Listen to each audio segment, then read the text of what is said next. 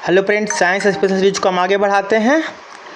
BPSC, Bihar SSC, RRB के कोई सभी एग्जाम में वीवीआई क्वेश्चन डालते हैं। जो भी चैनल पे नए हैं चैनल को जरूर से जरूर सब्सक्राइब कर लीजिएगा। क्वेश्चन देखते हैं। पहला क्वेश्चन है कि अंडाणु का निषेचन कहाँ होता है। अंडाणु का निषेचन होता है फ्लोपियन ट्यूब में। कहाँ होता है? फ्लोपियन ट्यूब में। कहाँ होता है? फ्लोपियन ट्यूब में। अंडाणु का निषेचन फ्लोपियन ट्यूब में।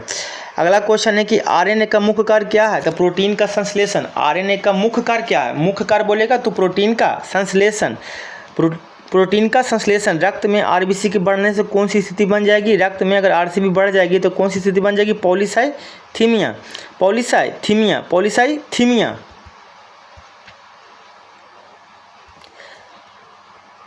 कैंसर की प्रसिद्ध दवा टेक्सोल किस वृक्ष से प्राप्त किया था? टेक्सोल किस वृक्ष से प्राप्त करेंगे? तो यू। किस वृक्ष से? यू। कैंसर की प्रसिद्ध दवा टेक्सोल तो यू वृक्ष से प्राप्त करेंगे। पुरुष की नसबंदी को क्या कहते हैं? पुरुष की नसबंदी को वेस्केटोमी कहते हैं।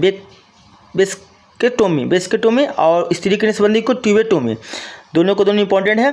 पुरुष बोलेगा तो वेस्केटोमी और स्त्री बोलेगा तो ट्यूबेटोमी। आहार नाल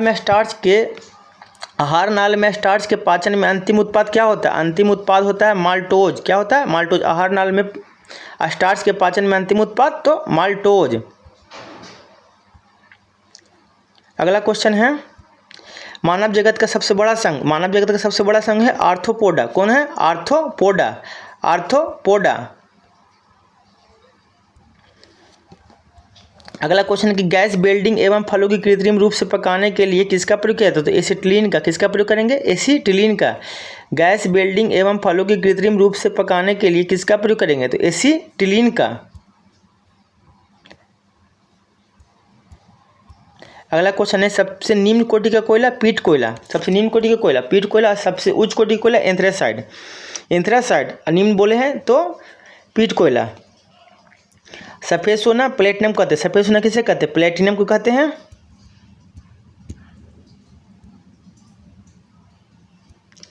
सौर सेल में किस तत्व का प्रयोग किया जाता है? सौर सेल में करेंगे जाके सीजियम का प्रयोग। किसका प्रयोग करेंगे? सीजियम का। सौर सेल में किस तत्व का प्रयोग करेंगे? तो सीजियम का। अब तीनों को तीनों वीवीआई है, बस तब देखते रहिएगा, सारा याद हो जाएगा। अपसर्प तरंगे के बताइएगा 20 हज से नीचे होता है। 20 हज से नीचे। अपसर्प तरंग बोलेगा तो 20 हज से नीचे, और श्राप बोलेगा तो 20 हज से 20,000 हज के बीच में बोलेगा। ये हम लोग सुन सकते हैं, ये हम लोग नहीं सुन सकते हैं। श्राप तरंगे बोलेगा तो 20 हज से 20,000 हज के बीच। श्राप तरंगे बोलेगा तो 20 हज से 20,000 हज के बीच। अपराश्रप तरंगे बोलेंगे तो 20,000 से ऊपर। 20,000 हज से ऊपर।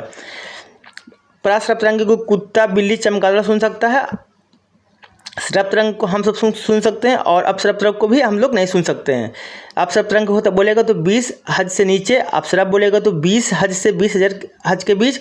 अपराश्रप बोलेगा तो 20,000 हज से ऊपर। ठीक है, वीडियो अच्छी लगे तो चैनल को लाइक सब्सक्राइब कर दीजिएगा।